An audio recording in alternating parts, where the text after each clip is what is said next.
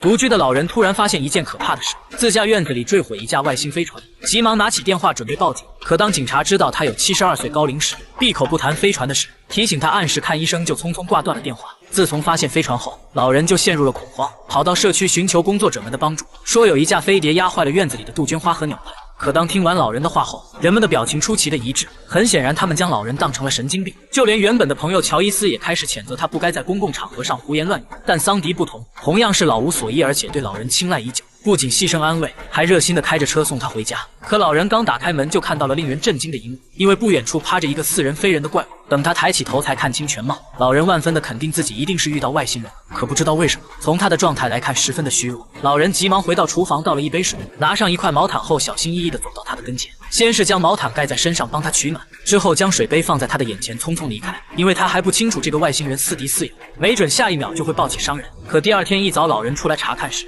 发现外星人竟然不见了，转身的功夫吓了一大跳。Oh my！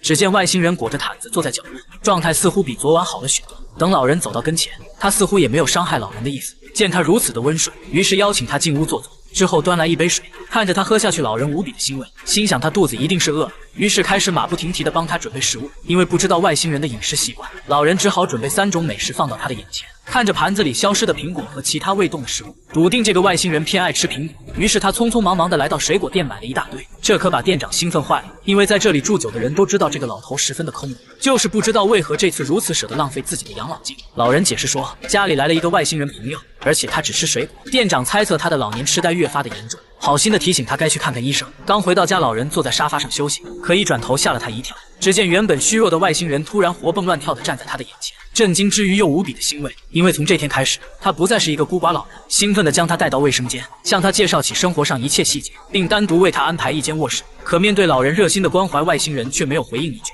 也许是因为他还没有学会地球上的语言，不知道如何表达，但从表情上看，他对老人的帮助充满了感激。可因为收留外星人的事，老人很快就要麻烦缠身。